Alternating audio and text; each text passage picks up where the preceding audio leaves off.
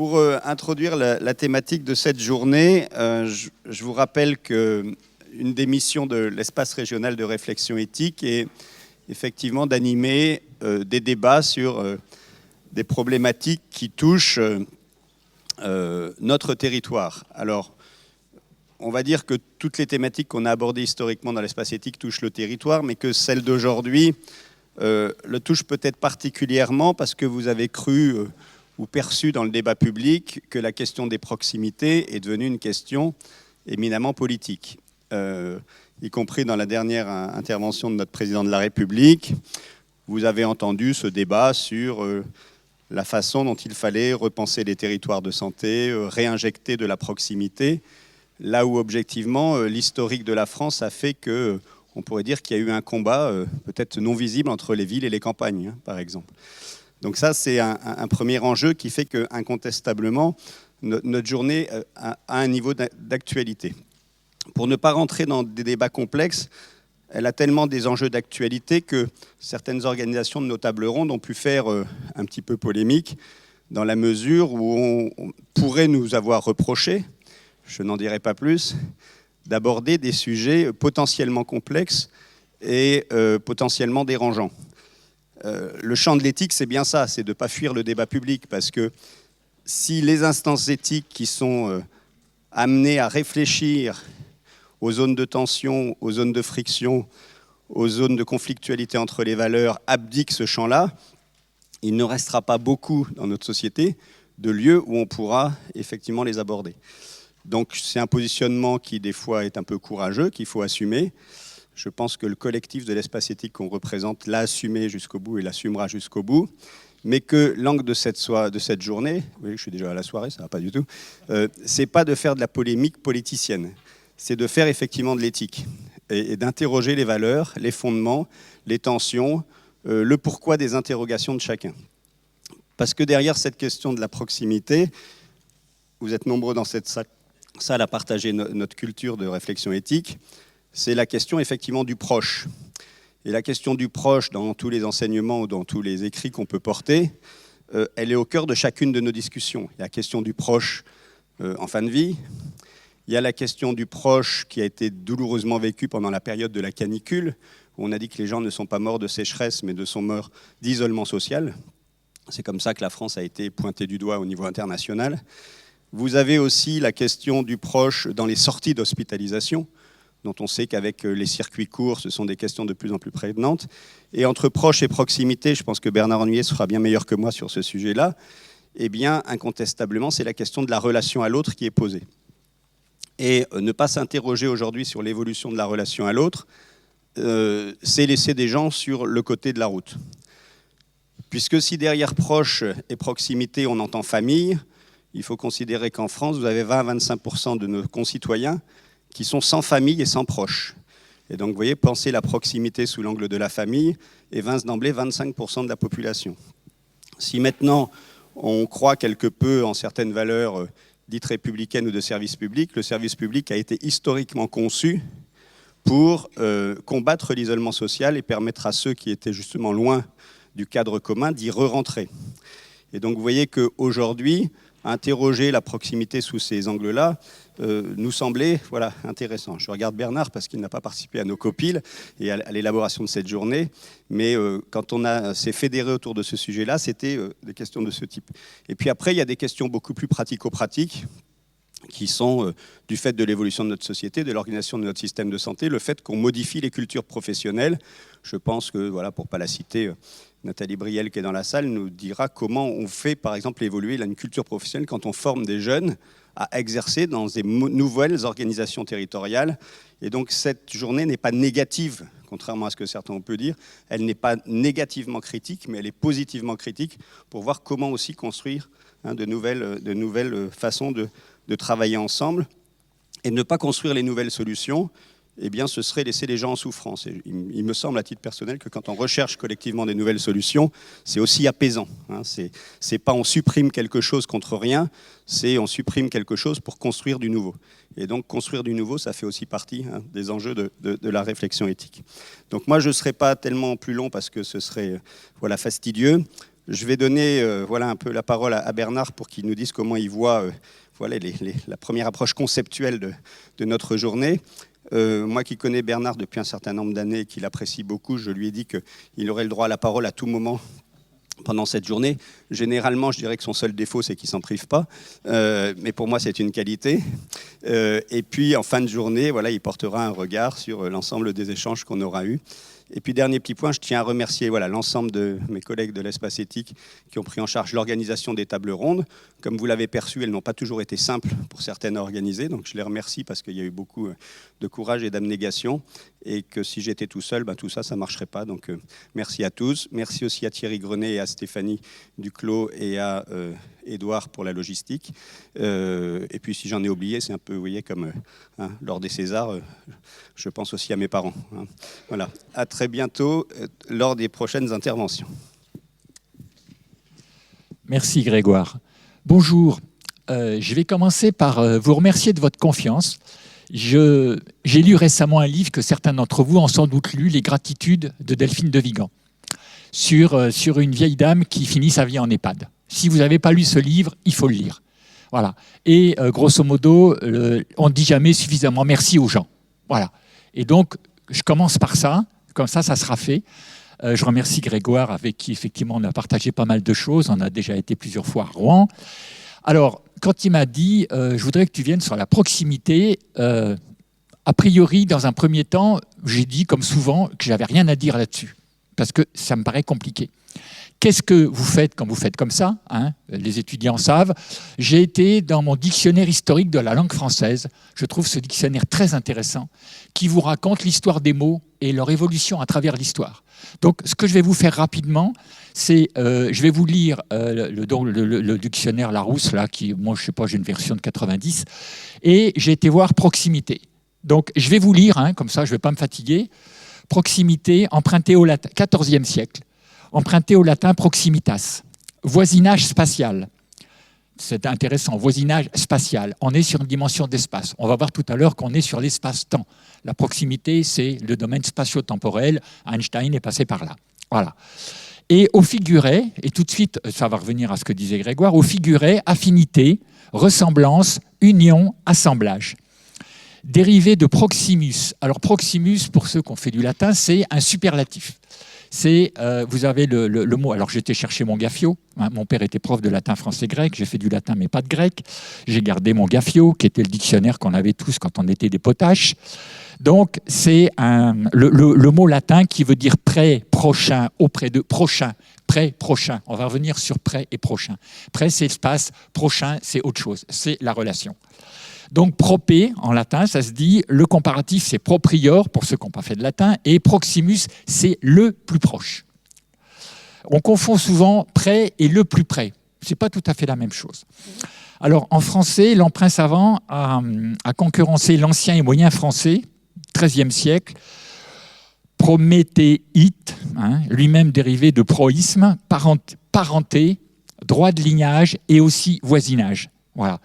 Donc, je trouve qu'on est déjà, avec Proximus, on est à la fois dans une dimension spatiale et la dimension du prochain.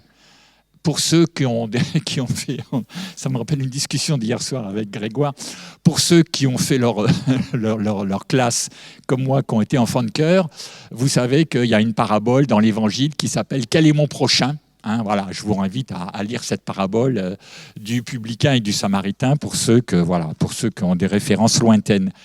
J'aime beaucoup cette proximité a exprimé au XIVe siècle la notion de parenté proche et au figuré la notion de parenté spirituelle ainsi que d'amitié intime.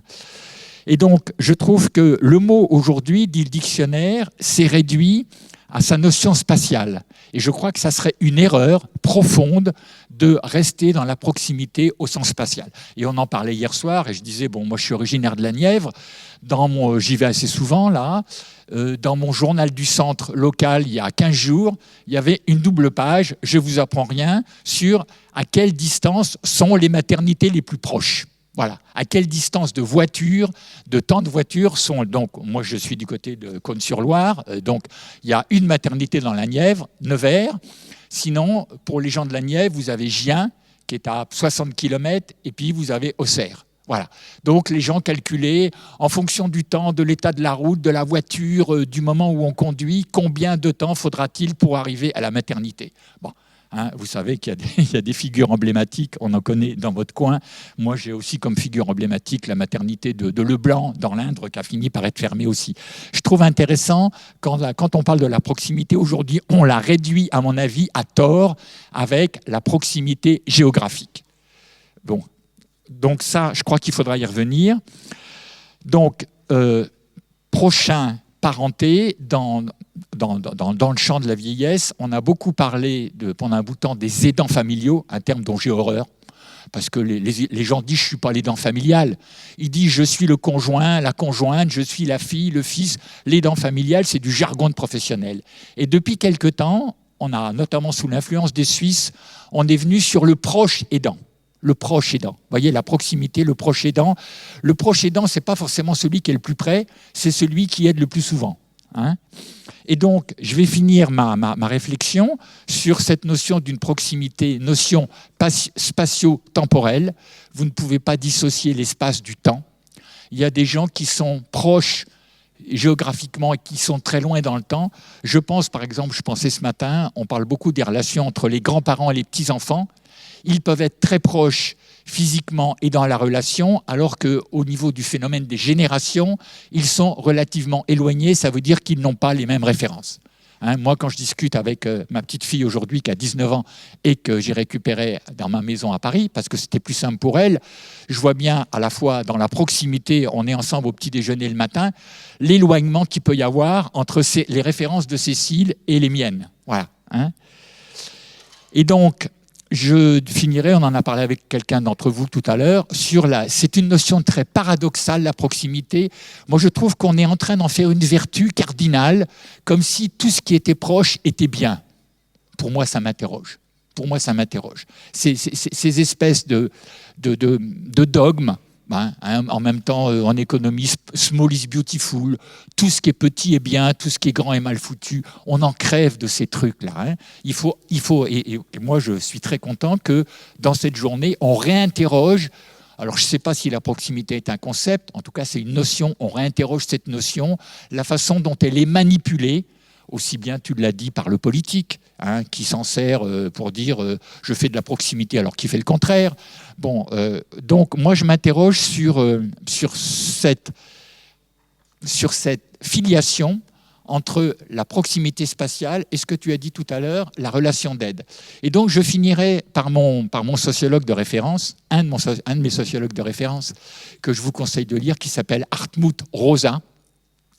Rosa est un sociologue allemand de l'université d'Iéna.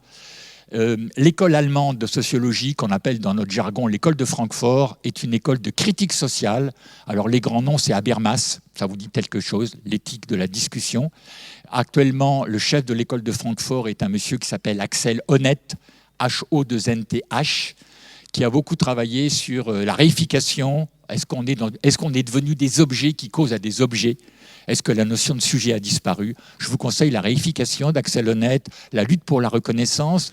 Et Rosa est un monsieur qui s'est fait connaître il y a 4-5 ans sur la question de l'accélération et la question du temps, la question du changement. Le fait qu'actuellement, pour aller très vite en besogne, l'accélération technologique est telle que les humains, globalement, ne suivent plus. Je vous conseille ce bouquin d'Axel Honneth, Accélération et aliénation, qui est un de ses bouquins, ça doit être la découverte il y a à peu près 4-5 ans. Et il vient de ressortir un bouquin qui s'appelle Résonance, en disant finalement, contrairement à ce qu'on pourrait croire, le remède à l'accélération n'est pas la décélération, c'est pas le slow is beautiful, hein. On a parlé tout à l'heure de small, mais aujourd'hui, lent, ça serait bien. Et il dit non, et il dit c'est la résonance. Et la résonance, on peut être proche des gens, et en fait, on ne rentre pas en relation avec eux. La résonance, c'est un mécanisme physique qui est que vous êtes sur la même fréquence. On dit que deux systèmes résonnent quand ils sont sur la même fréquence. Pourquoi on interdit à une troupe de marcher au pas sur un pont? C'est que si une troupe marche au pas sur un pont et qu'elle trouve la fréquence du pont, elle fait s'écrouler le pont. Je trouve ça assez extraordinaire parce que effectivement, une fois que les fréquences se trouvent, elles s'accommodent et le pont commence à balancer tout doucement et il finit par s'écrouler. C'est très intéressant. C'est pour ça que vous verrez jamais une troupe de soldats traverser un pont au pas parce que ça peut être la fréquence du pont. Donc la résonance, c'est une notion physique, de physique, et Rosa dit la seule façon de combattre l'accélération, c'est de rentrer en relation avec les gens, éventuellement qui nous sont proches ou lointains. Et puisqu'on est dans un monde de soignants, je pense qu'entrer en relation... Alors, le paradoxe, c'est que les gens sont près de nous, et quelque part, pour des questions de valeurs, pour des questions de référence, pour des questions de codes sociaux, nous, avec la meilleure volonté du monde, nous ne pouvons pas rentrer en contact. Alors, si je prends l'actualité, avec beaucoup de précaution, ce qui a été dénoncé par un certain nombre de gens dans les manifestations depuis assez longtemps, c'est que bien qu'ils soient proches, on ne les reconnaissait pas. On ne les reconnaissait pas. On ne rentrait pas en relation avec eux. Ça veut dire que la proximité, ça peut être quelquefois intéressant, mais finalement, on peut être beaucoup plus en relation avec des gens lointains qu'avec des gens proches. Voilà. Donc, je voulais qu'on s'interroge globalement sur ces paradoxes. Toutes les notions, on a travaillé dans mon labo l'autre jour à Descartes sur la notion d'autonomie. La notion d'autonomie, aujourd'hui, qui est mise à toutes les sauces, est une notion tout à fait paradoxale. On confond autonomie, obéissance à des lois, à l'indépendance. Et donc, je crois que toute la journée, dès que vous allez utiliser le mot proximité, interrogez-vous sur le contexte dans lequel vous êtes, et c'est-à-dire ce qu'on disait hier soir avec toi, Grégoire, comment est-ce qu'on peut remonter un peu à l'essence des choses et ne pas se contenter aujourd'hui de ce que j'appellerais des mots d'ordre. Voilà, c'est tout ce que je voulais vous dire. Merci.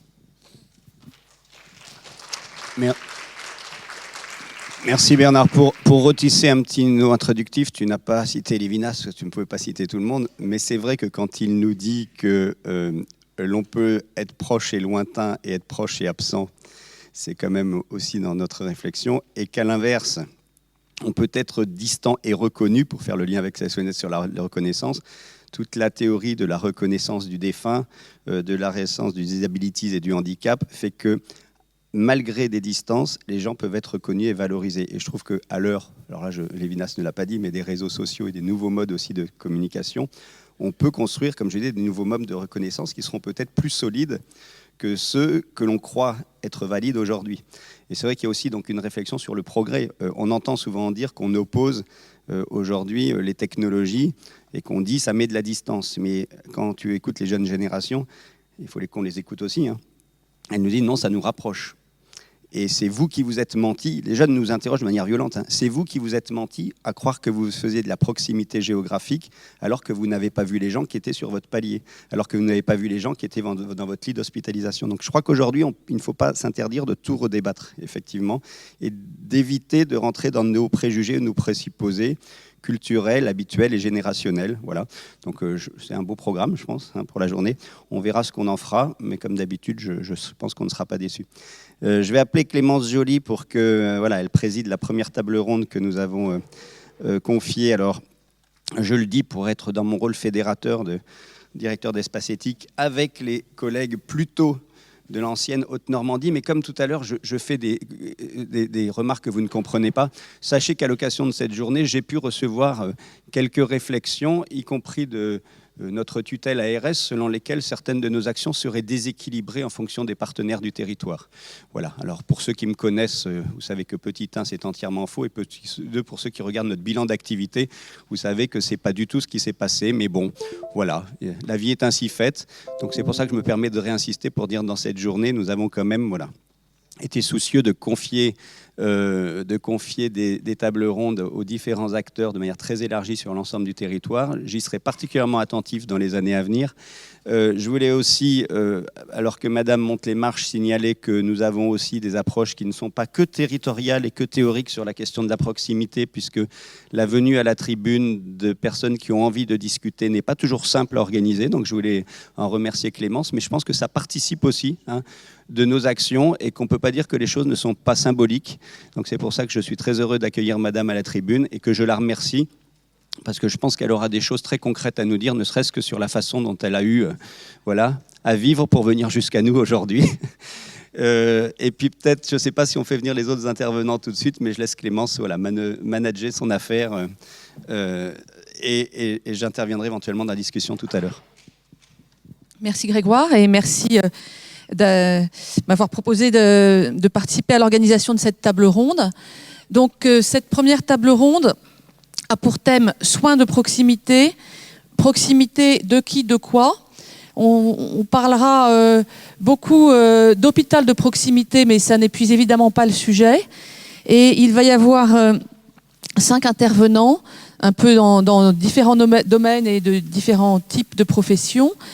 D'abord, monsieur Ludovic Jeanne, à qui je propose de rejoindre la tribune.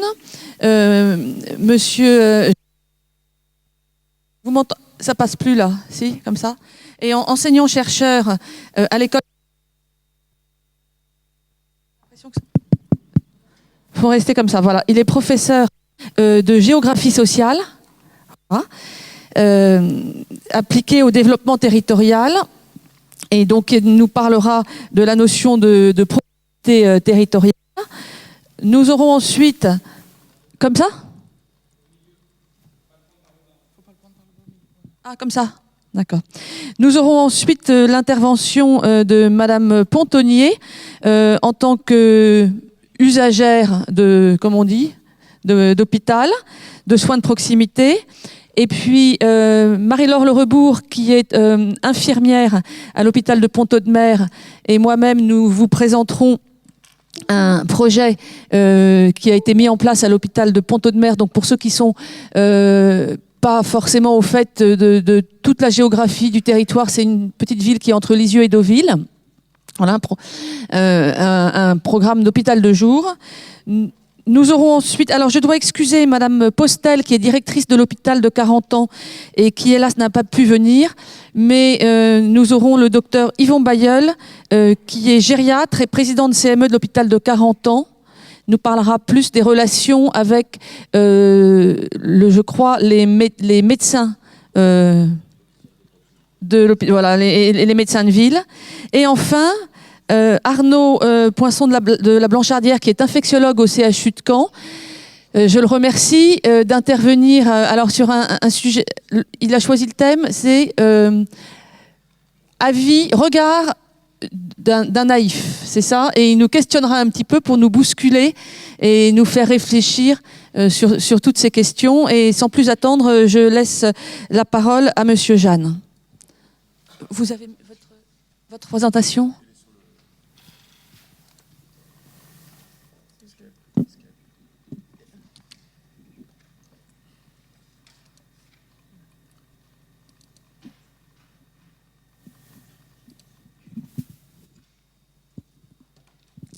Bien, bonjour à toutes et à tous. D'abord, merci au Dr Joly pour son invitation, parce que c'est avec elle que j'étais en relation électronique pour préparer mon intervention ce matin.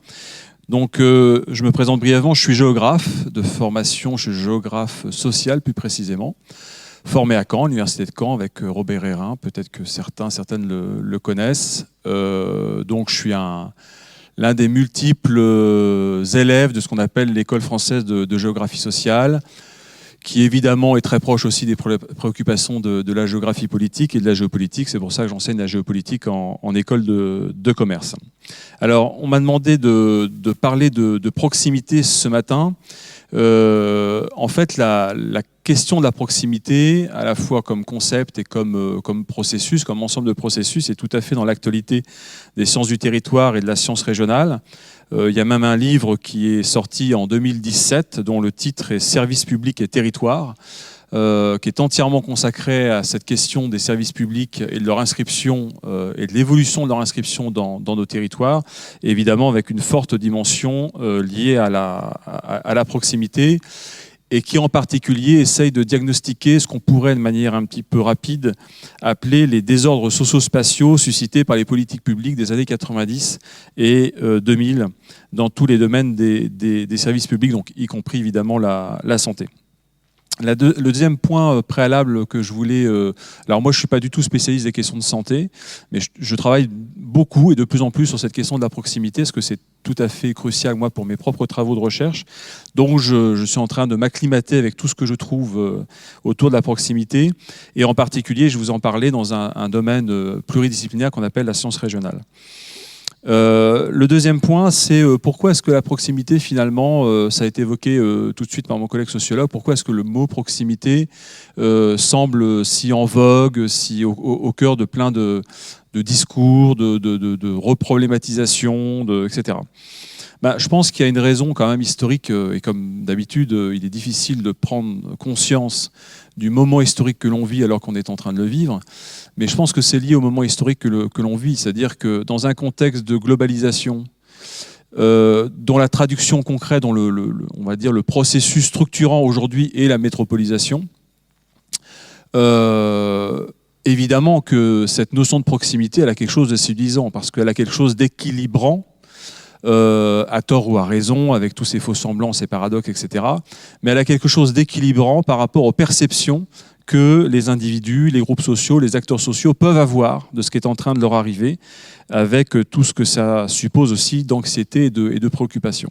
Donc c'est pas très étonnant que cette notion de proximité soit au cœur des préoccupations à la fois des chercheurs dans différentes sciences humaines et sociales, mais également de différents acteurs politiques et sociaux. Alors, hop là, je suis allé un petit peu trop vite. Alors, la proximité, en fait, elle a, en tant que notion et en tant que concept, elle a à la fois une histoire ancienne et récente. Ancienne parce qu'en géographie, vous en doutez bien, dans l'approche classique de la géographie, la question des distances est une question classique. Et donc, évidemment, on ne peut pas complètement découpler, séparer la catégorie proximité et la catégorie distance. Rapprocher, approcher, mettre à distance, éloigner. Évidemment, tout ça fonctionne ensemble. Mais ce que la révolution épistémologique des années 70 a montré dans les sciences sociales et en particulier en géographie, c'est que, évidemment, cette dimension spatiale, je dirais ce que signifie le mot géographique au sens basique du terme et habituel pour tout le monde, que c'était très insuffisant, c'est ce que je vais vous montrer après. Dans les années 80, il y a un effort de théorisation justement de la géographie sociale autour de cette notion d'effet. Donc il y a un effet de lieu, un effet de classe, etc. Il y a un bouquin très important qui est publié en 84. Et curieusement, les effets de proximité et ou distance ne sont pas traités. Et puis ensuite, dans le renouveau conceptuel des années 2000, de la même manière, curieusement, le concept de proximité est plutôt laissé de côté, alors que d'autres sont privilégiés, mais qui ont un rapport en fait avec le concept de proximité. Et j'y revenir après. Alors du côté de la géographie et plus largement ce qu'on appelle aujourd'hui les sciences du territoire, la proximité, disons, n'a pas vraiment fait école. Par contre, il y a un autre champ pluridisciplinaire qu'on appelle sciences régionales, qui est plutôt d'origine anglo-saxonne, regional science, qui est lié à la fois aux géographes économistes et aux économistes spatiaux, qui lui, par contre, a beaucoup phosphoré sur la proximité. Et en France, il y a une école de la proximité qui a maintenant une longue, entre guillemets, histoire de 25 ans de développement théorique. Et c'est pour ça que j'ai mis en haut à droite cette couverture de la revue d'économie régionale et urbaine qui a été entièrement consacrée à un bilan théorique et empirique des travaux depuis 25 ans dans cette école. Et alors, qu'est-ce que cette école a mis en évidence, et moi qui me paraît un bon point d'appui, parce que moi, mon idée, évidemment, c'est de vous donner des éléments dont vous allez vous saisir, vous allez réagréer comme vous en aurez envie et le besoin, de manière à essayer de penser les problématiques qui sont les vôtres. La première des choses qu'a bien clairement mise en évidence cette école française de la proximité en sciences régionales, c'est la multidimensionnalité de la proximité. Autrement dit, la proximité, c'est pas qu'une affaire d'espace. C'est pas qu'une affaire de nombre de kilomètres, de nombre de mètres, etc. On va le revoir tout à l'heure. Et alors, évidemment, c'est lié aux économistes spatiaux, donc l'application préférentielle, c'est plutôt lié au développement économique, à ces modes de structuration, à ces processus, mais dans toutes les sciences humaines et sociales, le destin d'un concept, on va dire, qui a une grande valeur heuristique, qui est promis à un destin, c'est évidemment d'être transposé à de nouveaux objets, et c'est ce que, à la fois, moi, je m'emploie dans mes propres recherches, et ce que vous pouvez éventuellement faire vous-même par rapport à votre réflexion éthique. Alors, dans ce point de vue de sciences régionales, comment est vue la proximité? Alors évidemment, il y a une proximité dite géographique, Mais cette proximité géographique, elle n'est pas définie comme étant le simple calcul d'un nombre de kilomètres. Elle est bien définie comme étant la perception, ou plus exactement la représentation sociale de la distance spatiale.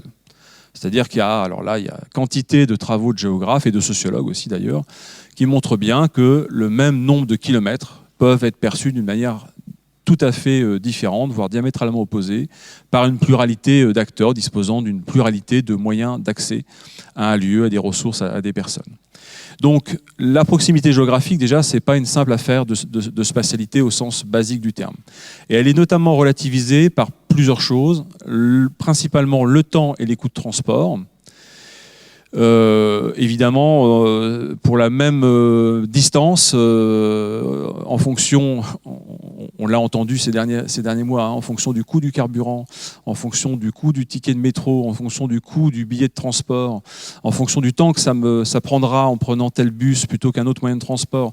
Et bien, tout ça transforme radicalement la représentation que l'individu ou l'acteur social, une famille ou un groupe social, va avoir de sa proximité à. Donc ça veut dire que non seulement les configurations de l'espace dans sa matérialité, mais aussi les infrastructures et les conditions d'accessibilité économique de ces infrastructures sont déterminantes, enfin pèsent en tout cas, dans la représentation que les acteurs sociaux vont se faire de la proximité de ceci ou de cela. La deuxième chose, c'est la représentation dont elle est elle-même l'objet. Donc ça, cette représentation, elle est liée à des tas de choses, hein. On peut avoir un grand besoin à un moment donné ou un grand appétit pour tel ou tel service public, à un moment de sa vie pour des raisons qui sont vraiment liées à notre trajectoire sociale, voire existentielle, et puis à un autre moment, pas du tout. Et puis enfin, cette proximité géographique, il ne faut pas oublier qu'elle peut être aussi perçue négativement. Parce que, effectivement, on a tendance à utiliser en creux le mot proximité comme étant forcément porteur de bienfaits. Or, ce que l'école de la proximité montre, c'est que la proximité, elle est tout autant facteur de conflit et même d'affrontement. Alors, dans votre domaine de préoccupation, je suis pas sûr, enfin, je n'ai pas trouvé d'exemple, n'étant pas spécialiste d'exemples pertinents, mais moi j'ai des collègues, par exemple, qui travaillent sur les unités de méthanisation. Produire du gaz à des fins énergétiques. Inutile de vous dire que la proximité à une unité de méthanisation génère quelquefois des réactions d'une virulence extraordinaire. Et quand je dis extraordinaire, c'est-à-dire qu'on voit des comportements individuels et collectifs, on aurait dit aux gens qu'on allait leur construire un EPR dans le jardin, ce serait pareil. Donc la proximité, la perception, la représentation de la proximité spatiale à une entité, une infrastructure, un groupe de personnes. Hein, regardez comment les communes périurbaines de Caen ont traité depuis des années l'empêchement aux gens du voyage de s'installer.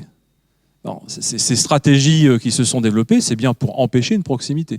Donc il faut bien comprendre et bien intégrer que la proximité, elle peut effectivement être facteur de conflit, et notamment à travers les représentations dont elle est l'objet et les nuisances évidemment qu'on prête à cette proximité. Donc, cette proximité spatiale, elle se traduit dans des énoncés entre guillemets du langage naturel du type X est près de Y, est proche de Y, c'est vite fait d'aller ici ou d'aller voir cela, etc.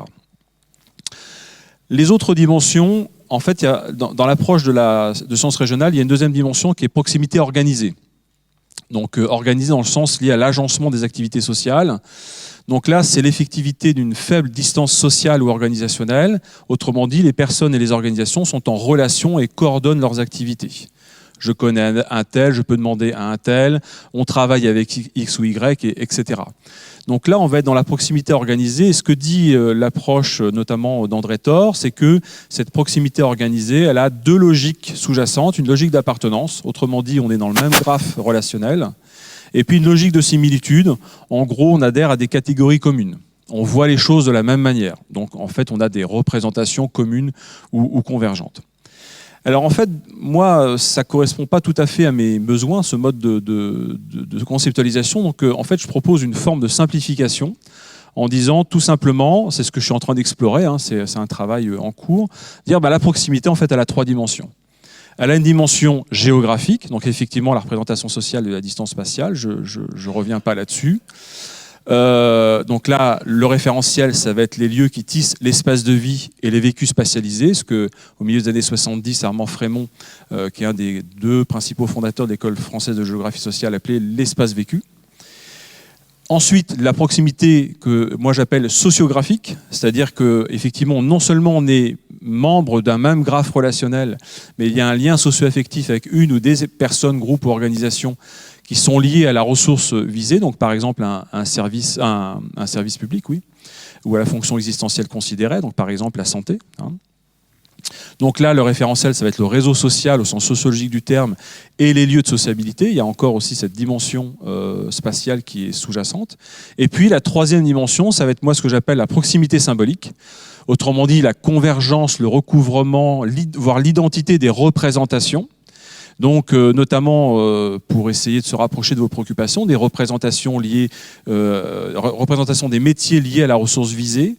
Par exemple, le fait qu'on ait quelqu'un du milieu médical et hospitalier dans sa famille, qu'est-ce que ça change dans la perception que l'on a de l'accessibilité, de la facilité à accéder aux soins et aux services qui vont avec. Les expériences antérieures et leur mémoire, ça c'est évidemment tout à fait essentiel. Et puis les appropriations antérieures des lieux et les localisations de la ressource visée. Donc par exemple, le fait que pour des raisons qui n'ont rien à voir, on a déjà eu l'occasion de venir au CHU. Bon. Mais pas pour soi. Et là, on a besoin d'y aller pour soi. Ça change certainement la perception de la proximité de cette structure majeure qu'est le CHU, parce que c'est pas très éloigné.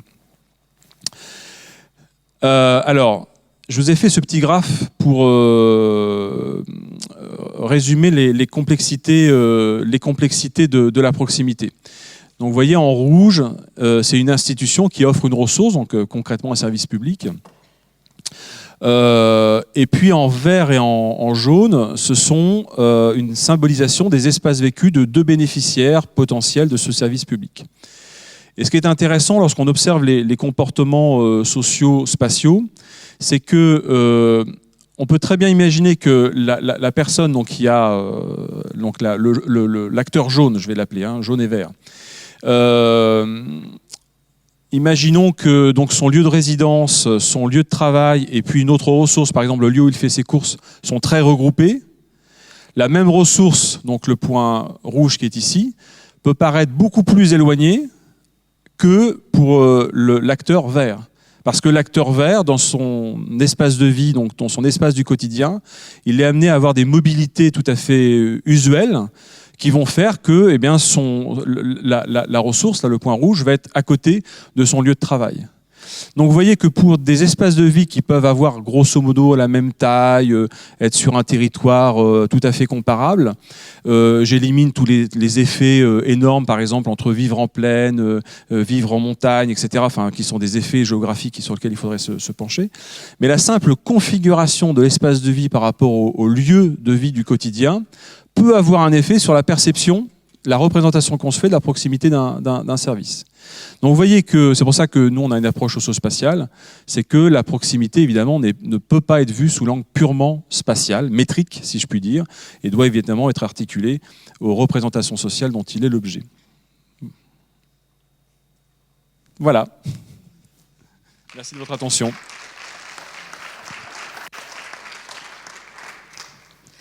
Merci beaucoup pour cette présentation très riche et qui nous ouvre des perspectives importantes et un domaine, un champ de réflexion qui peut être nouveau pour certains. Et donc je propose qu'on discute globalement à la fin de toutes les présentations et je vais passer la parole à Madame Pontonnier. Bonjour à tous. Oh, je vais tenir cette fois. Je parle là comme ça. Voilà. Bonjour à tous. Je ne sais pas si vous m'entendez. Mon état de santé étant ce qu'il est, je tiens à vous préciser que ma mémoire laisse à désirer, parce que j'ai un traitement en fonction de l'état de santé aussi, bien sûr, et que je perds le fil de ma pensée. Bon, cependant, je vais quand même essayer de répondre au mieux à ce que vous attendez de moi. Voilà. Je précise aussi que j'ai été aidé aussi par le docteur Joly, ce qui m'a fait réfléchir à pas mal de choses, et particulièrement sur l'éthique, en me demandant ce qu'était réellement l'éthique par rapport à la morale. Il faut que je parle plus comme ça. D'accord. Voilà. Donc, je suis aussi très intimidée parce que c'est la première fois que je m'exprime de cette façon en public. Donc, je suis un peu stressée aussi. Bon, alors, ce que m'apportent les soins de proximité, puisque c'était le sujet, bien, pour ma part, j'ai la chance de profiter de 2 structures différentes. Une plus importante et spécialisée dans l'oncologie, où je suis suivie à Becquerel, à Rouen, et une plus générale pour toute pathologie infectieuse en particulier, donc où je suis suivie à Pont-de-Mer, à l'hôpital de Pont-de-Mer. C'est comme ça que je suis allée à Pont-de-Mer, suite à une infection pulmonaire d'ailleurs. Je dois dire qu'à l'origine, l'hôpital de Pont-de-Mer, quand on m'a dit « Ah là là, tu vas là-bas », n'avait pas une très bonne réputation. Donc voilà, le regard est en train de changer sur cet hôpital quand même. Bon, alors ce que cela m'apporte sur le plan confort, bien d'abord c'est la distance, c'est la proximité. Il est beaucoup moins fatigant pour moi de faire 15 km, puisque je suis à 15 km de Pont-de-Mer, que d'en faire 50 pour aller à Rouen. En général, il faut 1 heure de route, je suis fatigué. Voilà. Et autre chose aussi, je m'exprime plus facilement à l'hôpital de Pont-de-Mer, où je peux parler, par exemple, des effets secondaires, qu'à Becquerel. Parce que lorsque je vais à Becquerel, j'y vais tous les 3 mois, suite à un scanner, et il y a la comparaison entre les 2 scanners. Alors donc, j'ai toujours très peur, effectivement, des résultats de ce qu'on va me dire, de ce qu'on va me donner.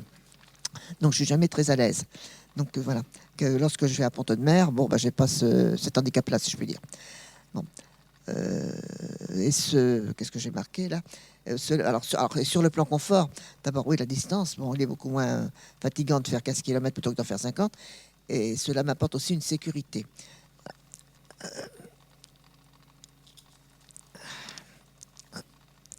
Excusez-moi, mais je ne suis pas rapide. Voilà. Après,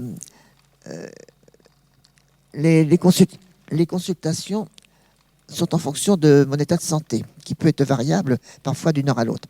Alors, sinon, pour les activités et les soins de confort, il y a, je dirais que ce soit à Becquerel ou à Pont-de-Mer, il y a tous les soins de confort dont on peut bénéficier, avec l'esthéticienne, l'ostéopathe, la psychologue, sûrement que j'en oublie aussi, bon, qui sont communs manifestement aux 2 hôpitaux.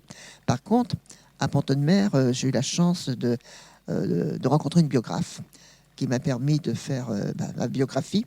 Et justement, je m'interrogeais, puisque, bon, disons, mon état de santé, ma longueur de vie, voilà, c'est pour l'instant, je ne sais pas, je vis le présent. Je voulais laisser quelque chose en mémoire à mes enfants et à mes petits-enfants. Et ça, c'est tombé très bien. Comme ça, j'ai pu leur laisser mon histoire, parce que je ne veux surtout pas qu'il y ait de fantômes dans les placards. Voilà, qui sont, pour les générations suivantes, souvent de fois très, très difficiles à vivre. Donc, bon. Alors, il y a par contre, oui, qu'est-ce que j'ai mis sur la proximité, la distance. Il y a une amélioration à apporter si on pouvait. Alors, ça, c'est une suggestion que je fais, parce qu'effectivement, bon, les 2 hôpitaux apportent le même confort, je dirais. Voilà. Mais bon, par contre, pour Pont-de-Mer, ce qui me paraît beaucoup plus facile qu'à Rouen, qui est quand même une grande ville, si on pouvait affaire à quelques patients, faire une sortie en ville, aller prendre un café, ne serait-ce qu'à la terrasse, s'acheter un journal, cela sortirait du contexte de l'hôpital et de la maladie. Alors, et puis avoir un peu de vie sociale aussi. Bon, moi, je suis seul, je vis seul, j'ai une hospitalisation à domicile. Pour l'instant, ce qui me va très bien d'ailleurs. Donc, voilà. Et ce qui serait bien aussi, bon, puisqu'on parle de proximité, de la distance, ce serait aussi d'améliorer la communication. Alors, lorsqu'on arrive à l'hôpital, que ce soit l'un ou l'autre, on nous donne des petits livrets de voir comment ça fonctionne. Bon, lorsque je suis arrivé, moi, le livret, voilà. Mais j'aurais préféré qu'on m'explique un petit peu le service dans lequel je suis, comment je vais fonctionner. Alors, par exemple, j'avais des idées préconçues, et je ne pense pas être la seule. Alors c'est à Becquerel, et puis à Pont-de-Mer aussi, d'ailleurs, si ma mémoire est bonne, il y a des dames en soins de chez Jalmave, de l'association Jalmave, qui sont venues. Et ça m'a fait un choc parce que moi, je me suis dit, bon, Jalma, waouh, là, c'est la fin, quoi, terminé. C'est les soins palliatifs, il n'y a plus rien à faire. Et c'est vrai que ça m'a perturbé quand même. Ah bon, après, on m'a expliqué que non, bon, puis j'ai aussi des soins curatifs, j'ai les deux en fait. Mais ça serait bien peut-être. Et je me suis rendu compte que pas mal de personnes pensaient comme moi, en fin de compte. Donc, ça serait bien d'expliquer avant un petit peu ce qu'est Jalmav, les gens qu'on va avoir et tout ça. Bon, même si c'est dans le livret, on ne le comprend pas forcément parce que bah, on a la tête ailleurs quand même. Donc, voilà, donc c'est ça. Bon, ça, la suggestion d'apporter, d'aller en ville avec des patients qui peuvent, bien sûr, voilà, de sortir un petit peu du contexte de l'hôpital.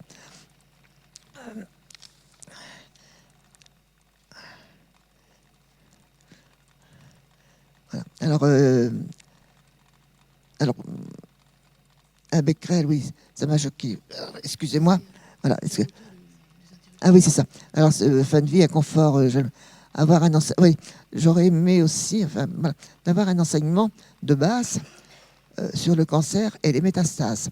Parce que je me suis rendu compte que tout le monde, au niveau des médecins, je parle, ne disait pas la même chose par rapport est-ce que c'est un nouveau cancer, est-ce que ce sont des métastases. Alors, j'ai eu un premier cancer il y a 20 ans quand même. Bon. D'améliorer aussi, parce que, bon, je me suis tassé, mais enfin, je suis quand même pas une naine, la hauteur des interrupteurs et des miroirs, qui sont beaucoup trop hauts. Le miroir, ma tête arrive à la base du miroir, donc je vois le mur, je vois rien du tout. Et puis les interrupteurs, faut pouvoir y accéder. Voilà.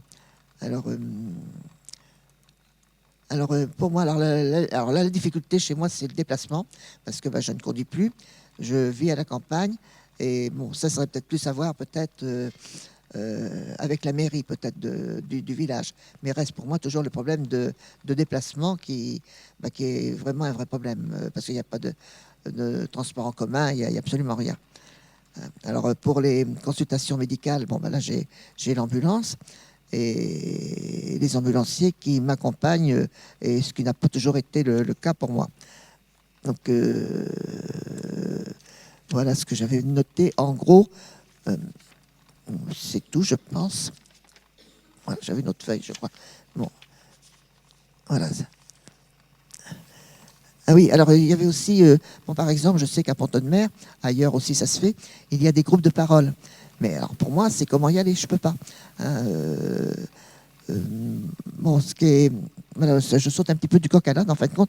Moi, je vois ce qui est positif pour moi, c'est les soins, par exemple, à Pont-de-Mer, où j'ai des rendez-vous rapides, ce que ce soit en cardiologie, que ce soit en ophtalmo, parce que j'ai tout de même perdu un œil, etc., où on a des soins rapides avec 110 heures d'attente. Par exemple, mon dernier rendez-vous en ophtalmo à Charles de Gaulle a été de 6 heures d'attente.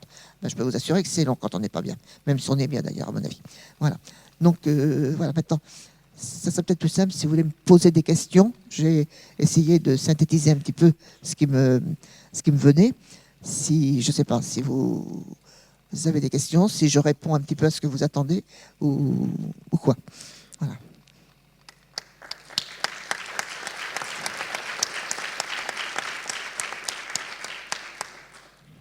Merci. Merci beaucoup, Madame Pontonnier, pour cet exposé qui nous éclaire et qui nous donne vraiment le point de vue des personnes qui ont besoin de soins et qui nous montre un certain nombre de problèmes, en particulier en termes d'isolement, que ce soit géographique, symbolique. Enfin, on va pouvoir en parler après avec Monsieur Jeanne. Je propose qu'on pose les questions à la fin à l'ensemble des intervenants. Et on va passer à l'intervention suivante. Non, mais j'ai mis le... Voilà. C'est où le diaporama ?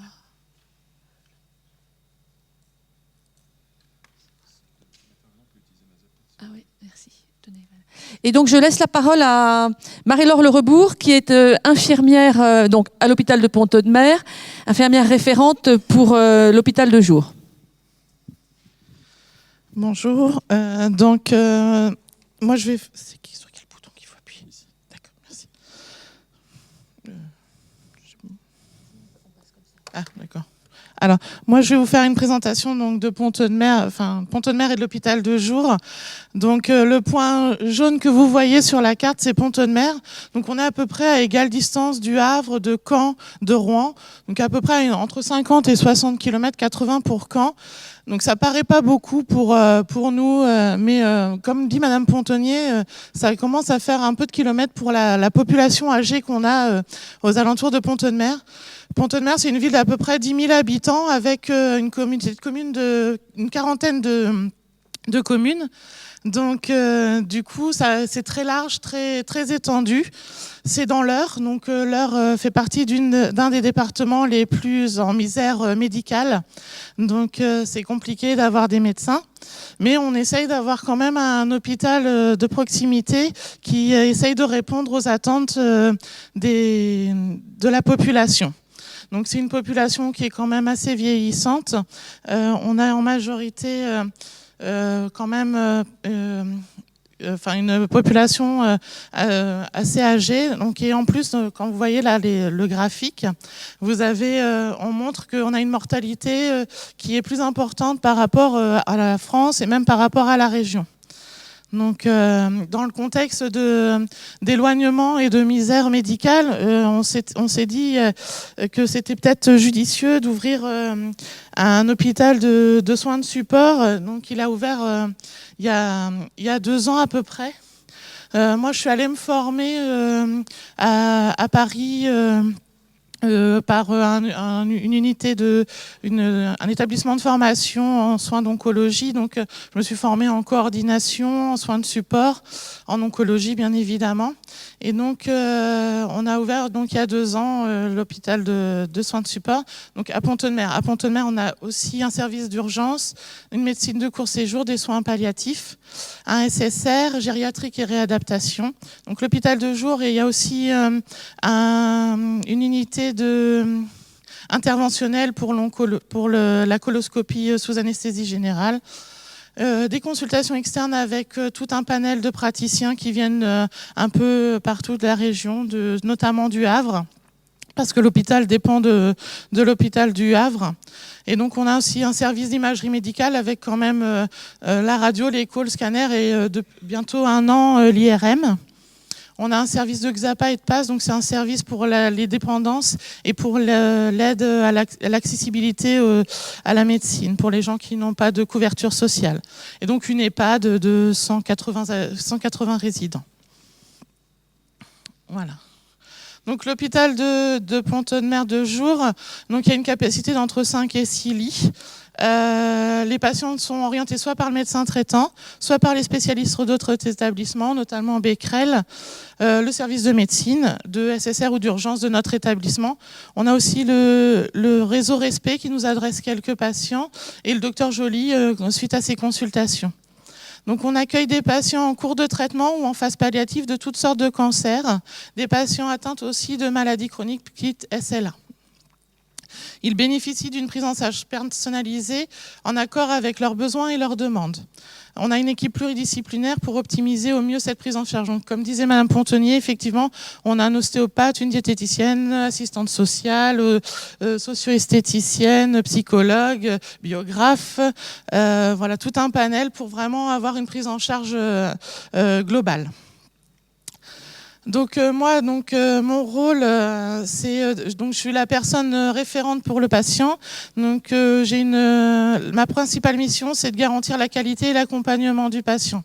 Je fais le lien avec les différentes phases du traitement et j'assure l'interface avec tous les intervenants. Donc mes objectifs, c'est faciliter le cheminement du patient et de ses proches. Il ne faut pas oublier les proches, ils sont très importants. Ainsi que avec le travail d'équipe. Donc j'essaye de créer une relation thérapeutique. C'est pas toujours le cas, mais dans la majeure partie du cas, on essaye. On offre un soutien donc pour le patient et aussi pour la famille, et on permet une disponibilité auprès des équipes. Donc j'interviens aussi dans les services. C'est rare, mais j'interviens dans les services. Donc, mes tâches, c'est accompagner le patient tout au long de son traitement, donc le plus près possible du diagnostic. Dans l'idéal, ce qu'on aurait voulu, c'est avoir une consultation d'annonce et infirmière, et après prendre en charge les patients, mais ça, c'est pas fait. Donc le plus tôt possible, moi je fais un entretien qui peut durer entre 20 minutes si le patient n'est pas très coopérant à 1h30, 2 heures. Donc on balaye tout, c'est un entretien tout au long de son suivi. Donc c'est un moment que moi j'aime bien, c'est le moment où ils ont le droit de dire ce qu'ils veulent. On peut parler de la maladie comme on n'en parle pas, c'est vraiment ce qu'ils veulent. C'est leur moment à eux, leur moment qu'ils ont choisi et on discute. Donc, par contre, aussi, je m'assure de la continuité des soins entre les professionnels. Donc, c'est-à-dire que une journée à l'hôpital de jour, il y a les intervenants s'enchaînent et donc c'est à moi de faire attention que tous les intervenants soient bienvenus, de les rappeler s'ils ont pas eu le mail ou le répondeur. Donc, c'est à moi de faire tout ça. J'aime le lien avec les acteurs internes et externes, donc ça m'arrive d'appeler le médecin traitant s'il y a un besoin, d'appeler le réseau aussi. J'assure aussi avec l'équipe tous les soins d'information nécessaires et appropriés. Je préconise l'accent sur la qualité de vie et s'il n'est pas fait, je peux réaliser le G8 auprès des patients de plus de 70 ans. Et ben voilà, j'ai fini. Donc là, je vais passer le micro à Madame Joly qui va continuer la présentation de l'hôpital de jour. Voilà, donc en 2 ans, en fait, nous avons fait un point, nous avons eu 92 passages. Donc ça vous montre tout de suite une des particularités des petits hôpitaux, c'est la nécessité un peu de polyvalence, parce que 92 passages, ça peut sembler peu, ça s'inscrit dans toutes sortes d'autres tâches diversifiées.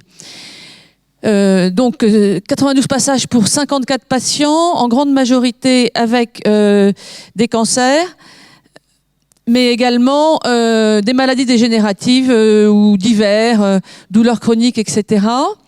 Les patients que nous recevons sont en général des patients graves, puisque vous voyez qu'il y en a plus de la moitié qui ont des métastases et énormément qui sont polypathologiques avec des comorbidités physiques ou psychiques.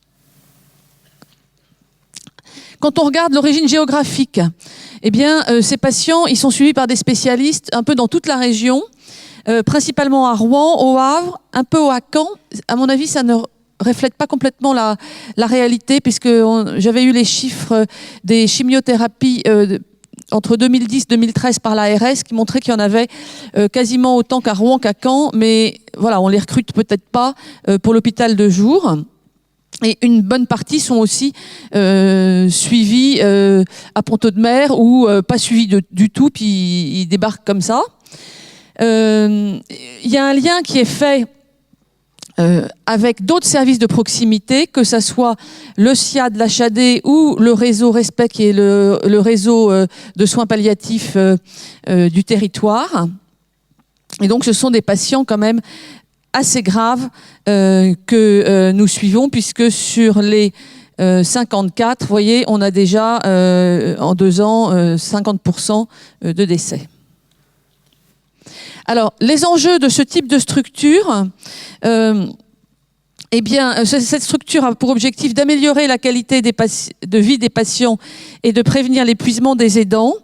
Donc, ce sont des enjeux d'accompagnement dans une structure, dans le parcours de soins des patients, d'accompagnement de la chronicité, de la fragilité, de la fragilisation sociale, avec un besoin accru de coordination entre les intervenants. Ce qu'on souhaiterait, c'est détecter systématiquement et de façon répétée les besoins de soins de support et d'accompagnement. C'est ce que demande, ce qui est recommandé dans le plan cancer 2014-2019. Mais c'est en train de se développer, pas uniquement pour les cancers, mais pour toutes sortes d'autres pathologies, comme les insuffisances d'organes avancés, les maladies neurodégénératives, etc.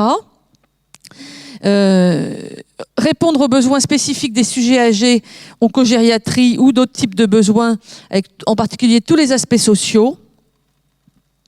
Avoir une logique d'intervention graduée avec un accompagnement adapté aux personnes vulnérables ou en situation de précarité, en sachant revoir ses objectifs pour chaque personne, parce que ça c'est aussi un enjeu éthique important. Il y a parfois simplement besoin d'être à côté sans vouloir projeter nos propres désirs sur les personnes.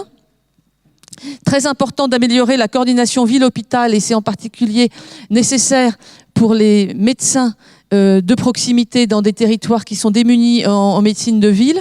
Les médecins n'ont pas forcément le temps de tout faire, mais il ne s'agit pas d'aller faire à leur place ou de leur piquer les patients entre guillemets, mais de leur apporter un soutien et de pouvoir très rapidement répondre à leurs demandes. L'idée, ça serait de structurer sous la responsabilité des ARS une organisation territoriale mobilisant tous les acteurs, et ça se passe en général dans les GHT, mais vous voyez que pour une structure comme la nôtre, le GHT ne suffit pas, puisque les patients, nous, notre GHT, c'est le GHT de l'Estuaire, donc avec le Havre, mais en fait, les patients, ils vont où ils veulent. Ils vont pas forcément au Havre, ils vont pas forcément dans le public, ils vont aussi dans le privé. Je vous ai montré les services spécialisés par ville, mais ça se partage entre les structures publiques et les structures privées. Et bien sûr, réduire les inégalités territoriales et sociales d'accès aux soins. Alors, les obstacles rencontrés, il y en a. C'est d'abord que ça peut paraître quelque chose d'un peu novateur. Donc, il peut y avoir besoin d'un soutien institutionnel qui doit pouvoir se mettre en place. Au niveau de l'encadrement aussi, les cadres, par exemple, de santé, dans des petites structures comme la nôtre, il y en a peu. Donc, elles doivent être au four et au moulin. Elles sont polyvalentes. Elles n'ont pas forcément le temps ou la vision pour s'occuper de tout. Donc, il faut... on peut avoir besoin de travailler en autonomie, et dans ces structures, que ça soit pour les médecins, pour tout type de professionnels, il faut en fait être assez polyvalent. Donc c'est difficile d'être excellent dans un domaine, c'est surtout la polyvalence qui compte. Et puis, c'est un travail en interdisciplinarité. Donc pour certains, ça peut être une révolution, en particulier dans la prise en charge cancéro. Les jeunes générations ont plus l'habitude de travailler en interdisciplinarité, mais ça peut aussi progresser. En particulier dans des structures non universitaires, toutes ces réflexions doivent pouvoir avancer peu à peu. Donc les points de vigilance, c'est de faire attention à travailler de façon coordonnée, en particulier avec les professionnels de ville. Et c'est pour ça que le rôle de Marie-Laure est très important, parce qu'on aurait tendance à... Alors, il faut surtout pas faire les choses dans notre coin, mais vraiment toujours en lien avec eux, et en sachant que quand il y a des décisions à prendre, c'est avec les médecins traitants qui, par contre, n'ont pas le temps de se déplacer, n'ont pas le temps de venir aux réunions, donc il faut vraiment bien solliciter au plus près leur avis. C'est les rôles des associations qui doivent pouvoir entrer dans l'hôpital. Donc ça, c'est une culture. Les associations de patients ou les associations type Ligue contre le cancer, etc., c'est une culture à développer. Il faut aussi pouvoir suivre de près les évolutions de la médecine et des pratiques et des innovations dans plusieurs types de domaines particuliers, puisqu'on a donc encore une fois des patients qui ont des pathologies très diverses. Et puis avoir une formation continue de haut niveau et une lisibilité de l'offre. Il y a par exemple un obstacle, c'est que quand on va voir, moi j'ai été voir donc les directeurs ou les présidents de CME des trois grandes structures, donc dans les trois grandes villes, qui sont tout à fait partants, mais ils savent pas. C'est-à-dire que le patient, il habite à, je sais pas moi, Saint-Marc de Blacarville, et l'oncologue qui le suit, il sait pas dans quel territoire c'est.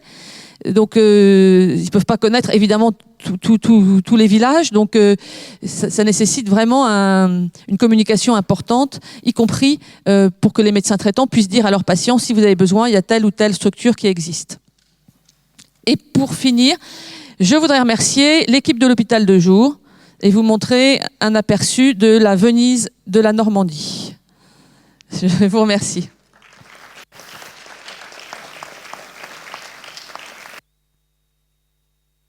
Et je passe la parole maintenant au docteur Yvon Bailleul qui va se présenter, mieux que moi je pense. Merci. En encore une fois, je tiens à excuser Madame Postel, directrice du centre hospitalier de proximité de 40 ans les Marais.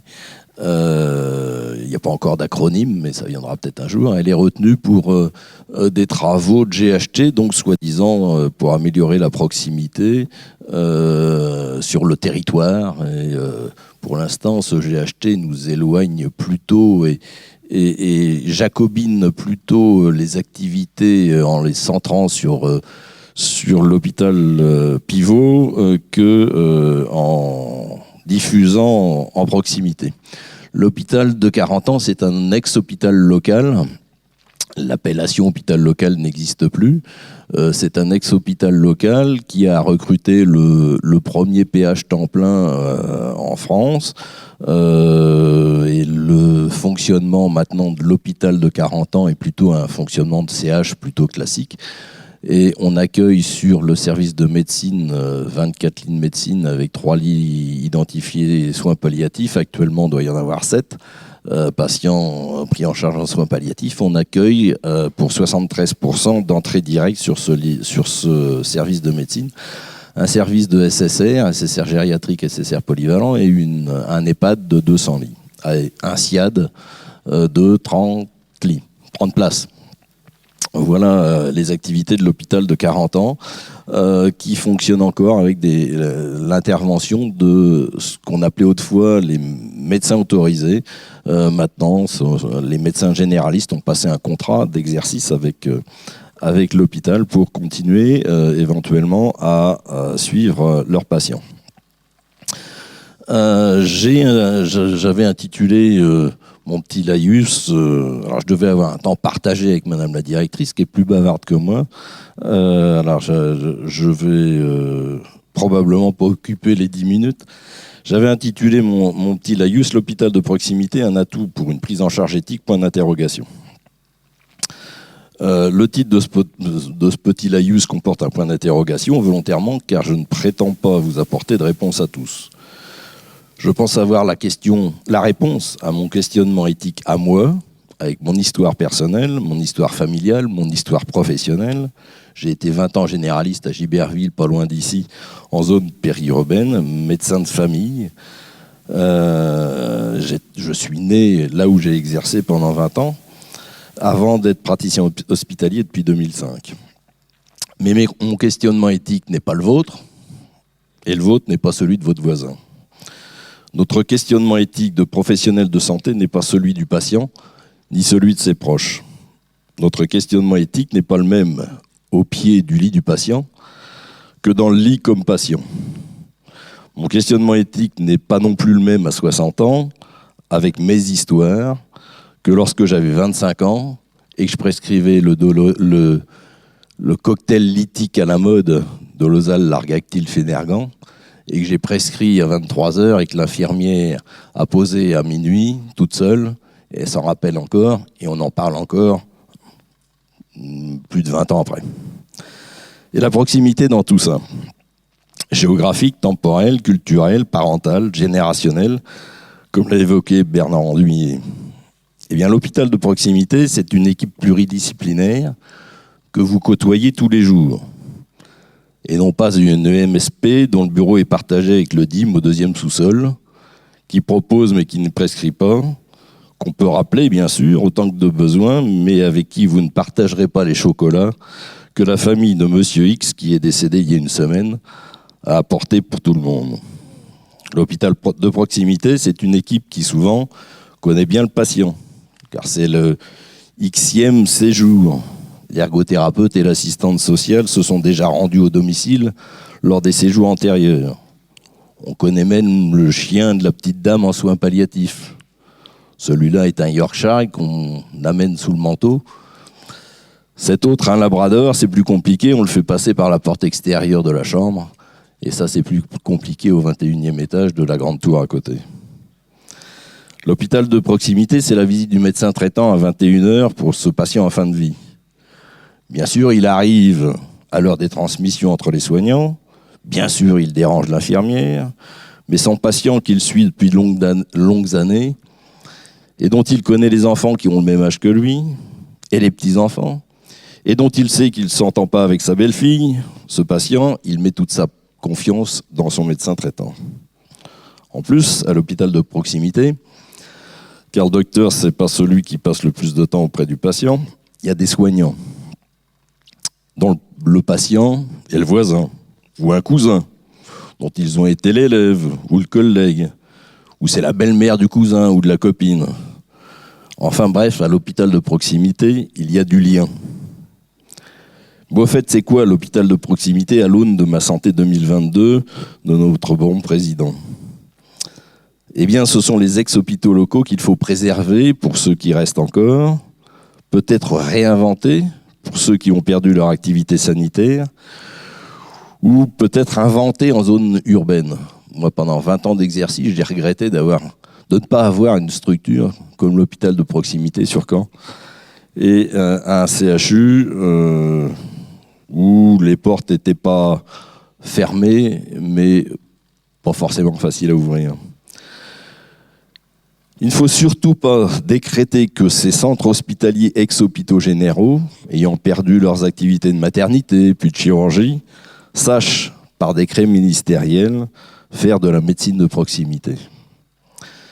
Bien sûr, il y a danger à faire de la médecine de proximité éthique, et il faut savoir mesurer son investissement entre l'éthique et les tripes, mais ça s'apprend. Il y a danger à vouloir faire de la médecine de proximité sans l'avoir apprise. Ça aussi, ça s'apprend. Il faut donc, avant de le décréter, organiser cet apprentissage. L'hôpital de proximité, c'est aussi une prise en charge identique en médecine ou en SSR, indépendamment de la T2A. Problème, en SSR, ça ne paye pas. En médecine, lorsqu'on a dépassé la borne haute, ça ne paye plus. Certains centres ne disposent que d'une activité de SSR et pas de médecine. Quid des problèmes financiers? Eh bien, l'hôpital de proximité, on ne l'échange pas de lit pour valoriser au maximum, ce qui serait faisable, afin de répondre aux injections de l'ARS. Une de nos dernières recommandations de par notre cher ARS, les prises en charge en soins palliatifs représentent dans votre établissement un gisement de gains important en réduisant la DMS.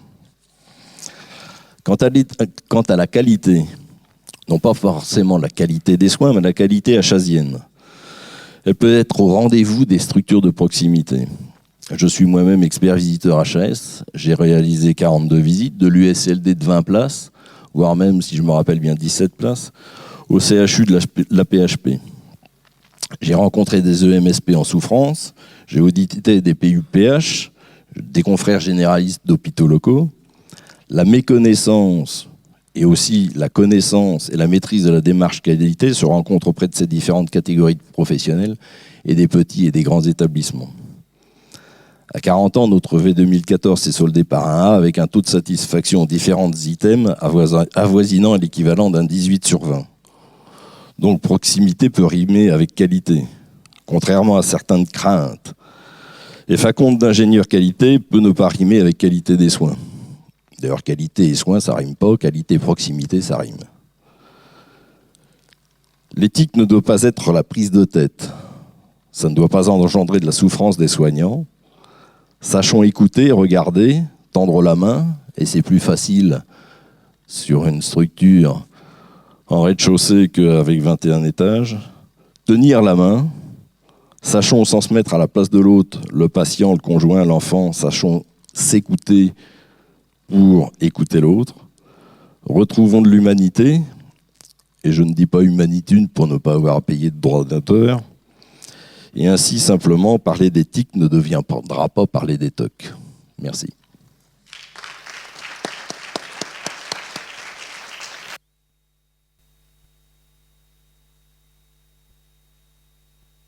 Bon, c'est difficile d'enchaîner après un tel exposé qui est nourri de tant d'expérience. Alors moi, je vais jouer de mon inexpérience pour poser certaines questions qui s'inspirent en fait directement des propos qui ont été tenus par tous ceux qui m'ont précédé. J'ai compris à travers ce que disait Bernard Ennuyé, qui a beaucoup insisté là-dessus, qu'il y avait dans le mot proximité deux types de proximité, une proximité géographique et une proximité relationnelle. Mais dans la mesure où la proximité est déclinée aujourd'hui autour des problèmes de santé, il est difficile de ne pas mêler à ce concept de proximité très général le problème de la qualité qui a été évoqué successivement par Clémence Joly et par Monsieur Yvon Bailleul.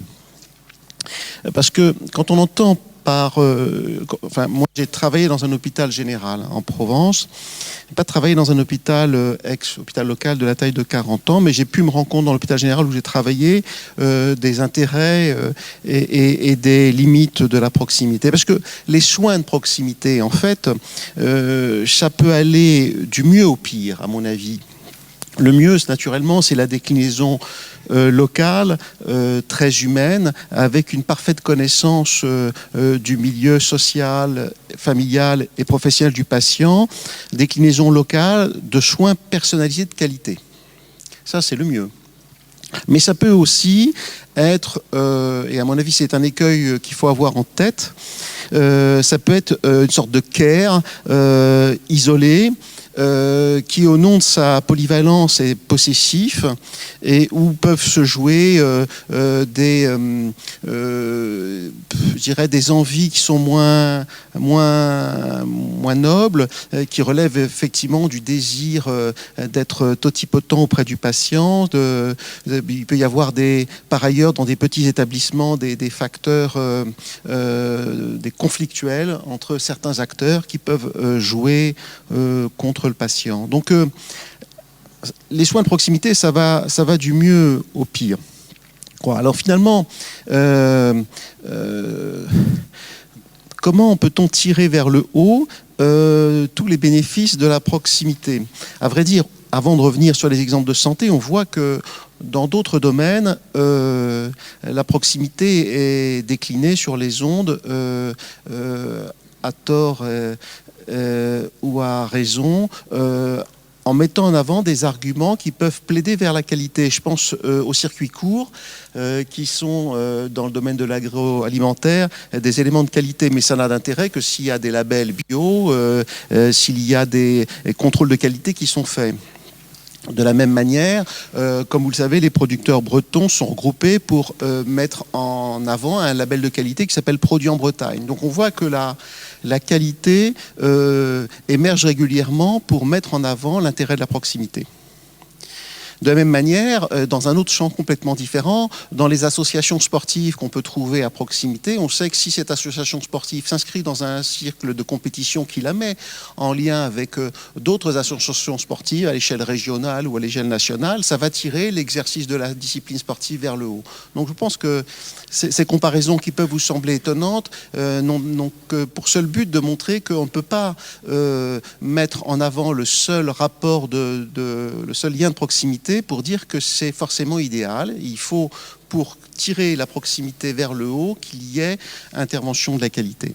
Donc pour revenir maintenant à l'hôpital, si je mêle cette qualité technique aux données de la proximité, peut-être pour faire ce que Monsieur Ennuyé disait sous la forme de cette fameuse résonance. Moi, à mon avis, la résonance qui rend intéressante la proximité, la résonance, c'est la qualité. Et c'est cette qualité qui n'est pas forcément évidente.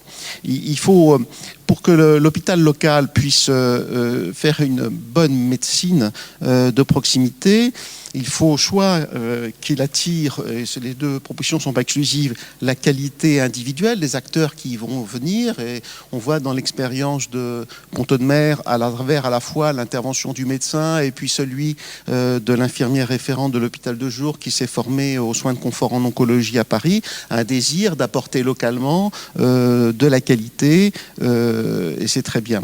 Il faut aussi, et on le voit aussi à travers l'expérience également de Pont-Audemer, que le local peut s'inscrire dans un réseau de soins avec les centres anticancéreux, avec les CHU de proximité, pour que des protocoles qui ont été évalués ou mis en œuvre par des experts puissent également être déclinés localement. Ainsi, dans une vie idéale,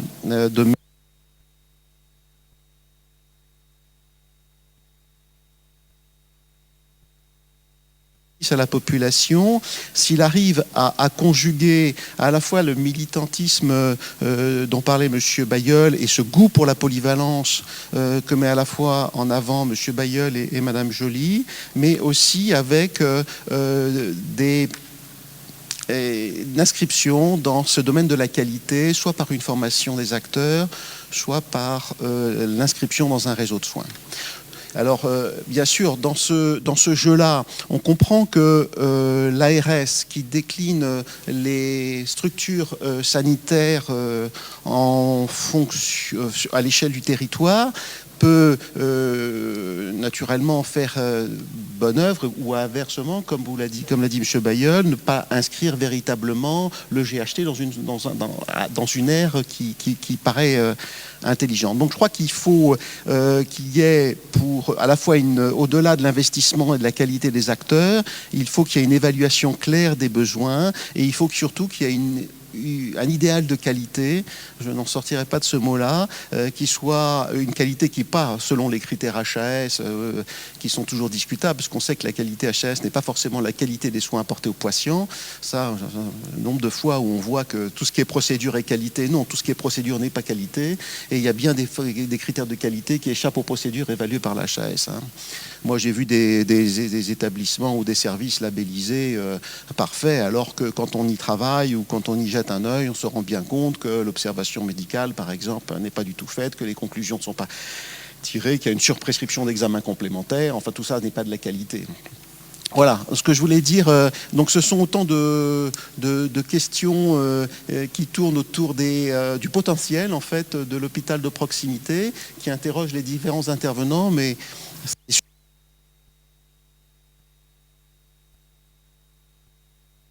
des questions d'un naïf.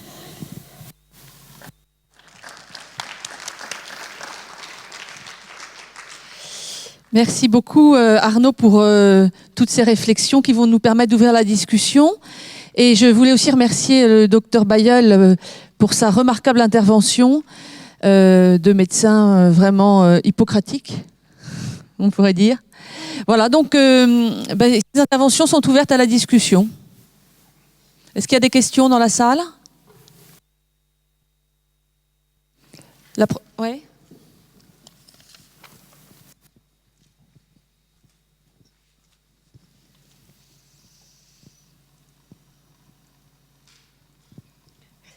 Oui, Béatrice Levaltier.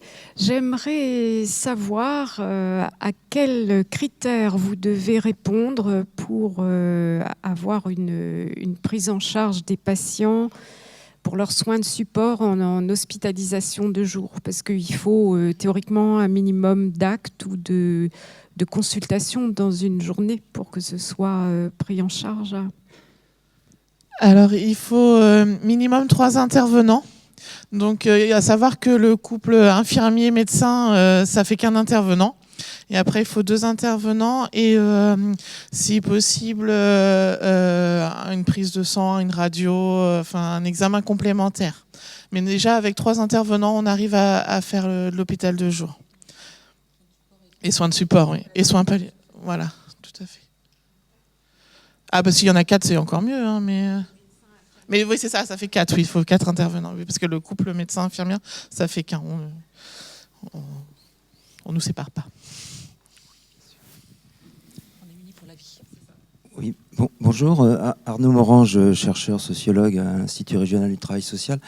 Et alors, merci d'abord pour ces présentations très variées et pour le coup pluridisciplinaires et témoignages aussi, qui me mettent dans un embarras là que je souhaite partager avec vous, entre des approches théoriques que je partage avec l'école de Francfort et autres approches de la notion de proximité, et dans le même temps, effectivement, des réalités dont Madame a témoigné, de la nécessité en certaines situations d'une proximité géographique bien réelle.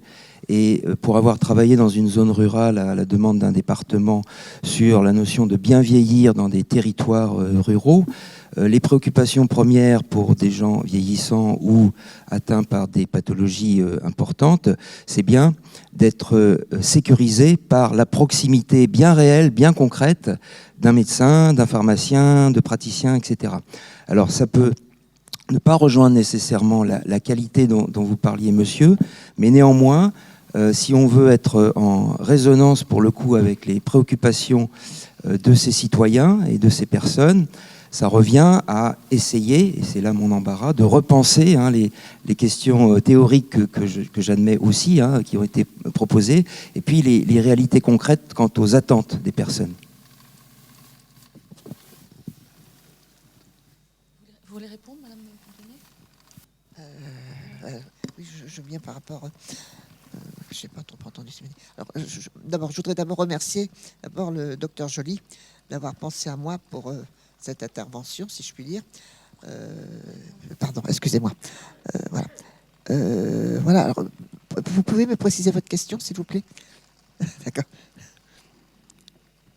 Alors, ce que je peux dire, c'est que la qualité de soins, que ce soit à Pont-de-Mer ou à Becquerel, est identique. Bon. À Pont-de-Mer, le personnel est très compétent, plus polyvalent, je dirais, effectivement, parce que Becquerel, c'est plutôt spécialisé dans l'oncologie. Comment dire ça? Oui, et il y a cette question de se sentir en sécurité quand on sait que près de chez soi, il y a un médecin et qu'on est connu. Voilà. Et puis, comment dire, un hôpital de proximité, il y a une chaleur humaine qu'il n'y a pas dans les grands établissements. C'est plus chaleureux, c'est plus, je ne vais pas dire familial, parce que ce serait exagéré, mais voilà, il y a quelque chose. Enfin, moi, je me retrouve beaucoup mieux à Pont-de-Mer, à la limite, qu'à Becquerel, que dans cette grande institution. Voilà, je sais que je peux appeler, voilà, on va me répondre et tout ça. Non pas que Becquerel soit très bien, parce que bon, si je suis encore là, c'est aussi grâce à eux quand même.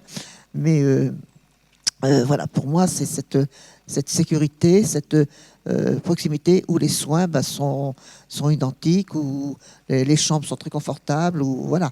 Et c'est vrai que je dirais que la mauvaise opinion qu'il y avait à l'origine sur Pont-de-Mer commence à s'améliorer. Les gens posent un autre regard sur cet hôpital. Voilà. Voilà, je ne sais pas si ça répond à votre question, mais...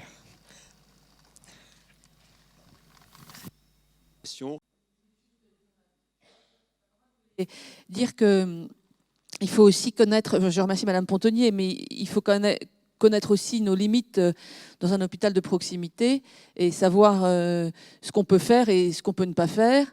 Et parfois, pour un médecin, c'est difficile de savoir ce qu'il ne peut pas faire parce qu'il a l'impression qu'il peut savoir faire. Et donc, justement, il est nécessaire quand même de continuer à se former.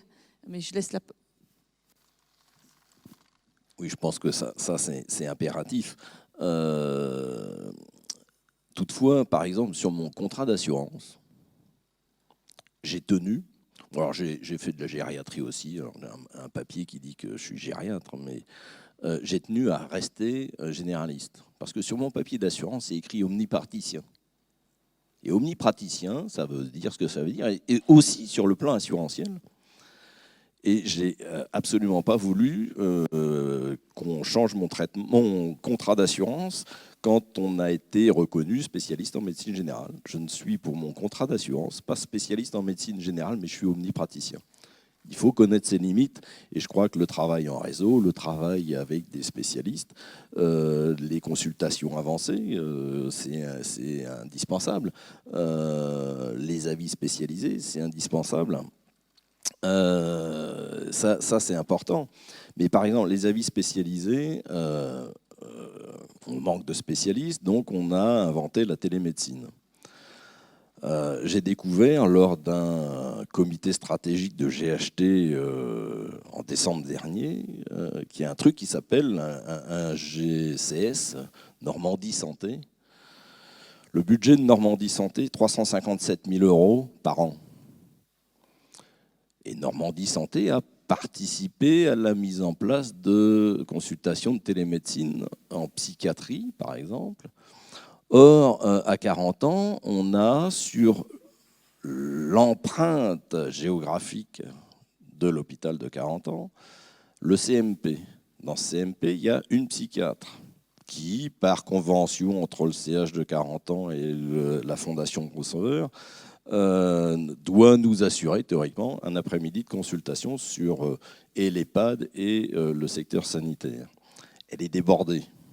Quand elle vient, allez, on va dire une demi-heure par semaine, c'est tout. Mais elle ne peut pas faire plus.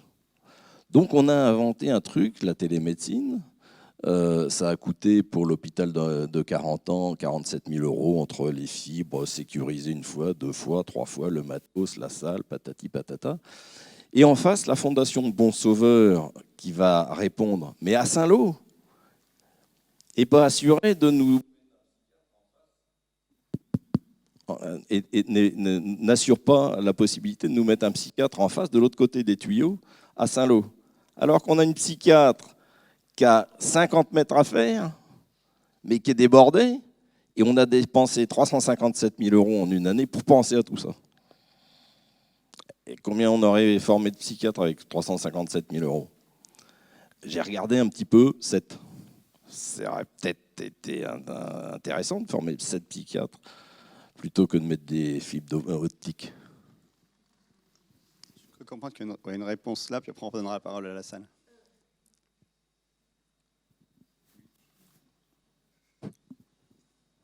Il devrait fonctionner normalement. Oui, ça fonctionne.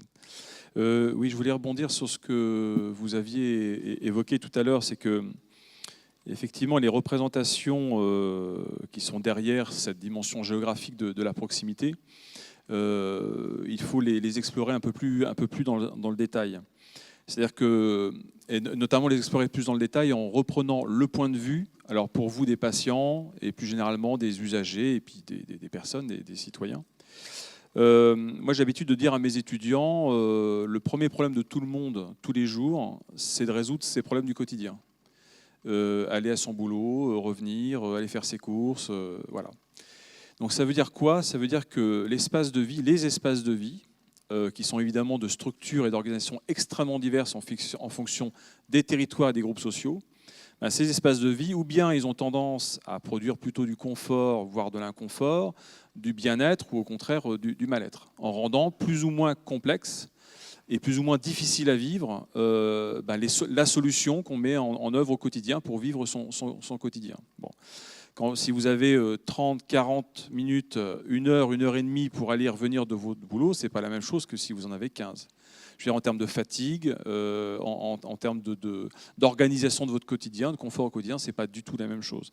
Donc il y a cette question de l'élaboration des solutions du quotidien. Après, il y a les événements exceptionnels qui peuvent devenir quotidiens pour certains. Et c'est là, plutôt dans cette rubrique-là que vont rentrer la question des soins et de la santé. Et là, effectivement, la proximité géographique, elle peut être vue comme étant un facteur ou pas de sûreté, de sentiment de sûreté. C'est-à-dire, s'il arrive quelque chose, j'ai accès dans des conditions que je juge sûres, voilà, qui font que j'ai un sentiment de sûreté, j'ai accès à ce dont j'ai besoin. Alors c'est vrai pour la santé, c'est vrai d'une manière générale pour les services de secours. Si ça prend feu chez moi, combien de temps les pompiers vont mettre pour arriver chez moi? Donc il y a cette autre dimension qui renvoie à tout un autre registre aussi de services publics, qui est ma distance, la représentation que j'ai de la distance à ces services-là, quel sentiment de sûreté et donc aussi de confort, au contraire d'inconfort, ça va susciter dans ma vie quotidienne et en lien avec l'organisation, encore une fois, de mon espace de vie. Et évidemment, derrière tout ça, il y a aussi la question des coûts. Alors les coûts économiques, évidemment, et les coûts en temps. Hein, là encore, on voit bien, enfin, je crois qu'il va d'ailleurs d'avoir des échanges autour de ça, des parents qui sont à 15 minutes d'une maternité, à 30, à 40 ou à minutes ou à 1 heure, pour peu qu'il y ait la moindre petite complication dans la grossesse, ça devient un sujet d'anxiété. D'accord. Donc, du coup, ce qu'on va projeter sur la distance géographique va être très prégnant, évidemment, dans l'expérience qu'on a de son espace de vie et de la distance ou au contraire de la proximité à. Donc, cette question de la sûreté, du sentiment de sûreté, il est effectivement tout à fait important, à mon avis. Je repasse la parole à la salle. Oui, je voulais partager une association d'idées suite à ce qu'a dit Madame Pontonnier, que je remercie. C'est que je trouve que vous avez bien montré la complexité de la question de la proximité quand vous avez parlé de ce qui vous apporte du confort. Et ça m'a fait penser à ce qui est à portée de main. Vous avez parlé, je ne vais pas parler des interrupteurs, mais vous avez parlé du livret. Je trouve que les livrets d'information, c'est quelque chose qui donne de l'information à portée de main. Et par contre, qui peuvent mettre à distance, j'ai l'impression, dans la communication, dans l'échange. Donc tout ce dont vous avez parlé sur le confort m'a évoqué ça, c'est-à-dire ce qui est à portée de main, qui peut vous apporter du confort, de la proximité, ce qui est à portée de main et qui pourtant n'apportera pas de confort. Et ça m'a fait associer à autre chose, c'est maintenant les prises de rendez-vous par Internet, Doctolib, je crois, les prises de rendez-vous par Internet qui nous donnent l'agenda du médecin à portée de main et pourtant qui me semble mettre une mise à distance avec le secrétariat, le médecin, pour transmettre peut-être l'urgence, l'inquiétude, alors qu'on a à portée de main cet agenda et presque savoir où et quand va partir le médecin en vacances, par exemple. Voilà, c'était juste pour partager ce que ça m'a évoqué. Ok, une question. Je ne sais pas s'il y a un petit commentaire, mais... Un petit commentaire? Non, il y a peut-être d'autres. Non, pas ça. D'autres questions? Thierry Grenet. Oui. Ouais. Oui, Thierry Grenet. Moi, ce qui me frappe, c'est pas une question, c'est en vous entendant, je me dis que finalement, pour réussir le challenge, le défi du soin en proximité, vous l'avez bien traduit à travers tous vos témoignages, c'est déjà de le réussir entre professionnels. Parce que finalement, pour pouvoir se faire le proche du patient, il faut accepter de faire tout un travail de lien, de coordination en réseau, avec les associations.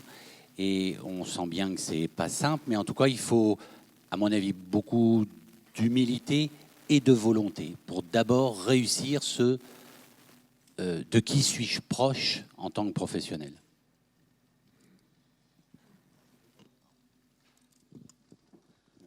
Alors, tout à fait d'accord sur le lien. Deux remarques par rapport à ce sentiment de sécurité et après sur le lien. Sur le sentiment de sécurité, j'ai participé à la visite de certification de l'hôpital de Millau et j'étais chargé d'aller, c'était une V2, donc il y a un petit peu longtemps, d'aller voir ce qu'il en était de la salle de naissance et tout ça.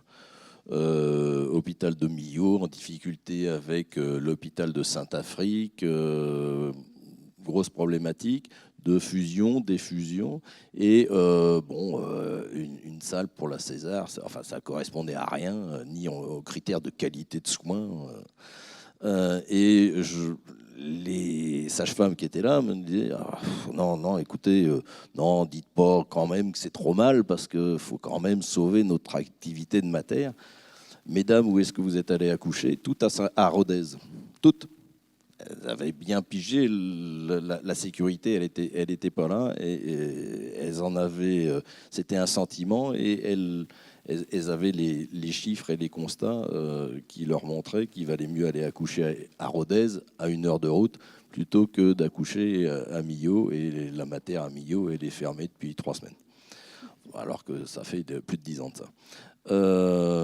Et puis voilà, Alzheimer, je ne sais plus ce que je voulais vous répondre, de quoi il parlait le monsieur. Vous disiez quoi? Oui, alors, à l'aune de ma santé 2022, là, pour parler interprofessionnalité, on a eu une réunion il y a un petit mois pour parler CSPT, ou CPST. comité ou je ne sais plus, conférence des professionnels de santé de territoire. On a proposé aux professionnels libéraux, et j'en ai fait partie pendant 20 ans des libéraux, un appui logistique, un savoir-faire. On nous a opposé, non, URML. L'URML, c'est l'Union régionale des médecins libéraux. C'est l'URML qui chapeautera les CPST, la mise en place des CPST. La loi actuelle va pas nous aider dans cette mise en relation entre ville-hôpital, entre professionnels libéraux et publics. Et la mise en place des CPST, des PTA, et patati patata, théoriquement de liens qui va favoriser du lien entre professionnels libéraux, à mon avis, ne va pas favoriser le lien entre professionnels libéraux et hôpital public. Et le lien là, on aura beau écrire des conventions, des réseaux, des trucs, c'est beaucoup du lien interpersonnel. Ouais, bien sûr. Et il faut plus compter sur le lien interpersonnel que sur ce qui va être écrit dans plein de textes. Merci. Alors, on va peut-être prendre une dernière question. Brève, avec une réponse brève. Oui, bon, moi, c'est plus une remarque qu'une question. En fait, Colette Le Bourgeois, donc j'ai été cadre de santé. On n'entend pas du tout. Oui, je disais que j'avais été cadre au CHU de Caen pendant assez longtemps et qu'effectivement, dans un CHU, il y a des savoirs d'excellence, des savoir-faire aussi d'excellence, mais on est quelquefois très loin de la préoccupation, en tout cas géographique, du patient. Et pour avoir effectivement après été dans des structures plus petites, locales, c'est vrai que les préoccupations ne sont pas les mêmes. Et les savoir-faire aussi, et les savoirs sont aussi d'excellence.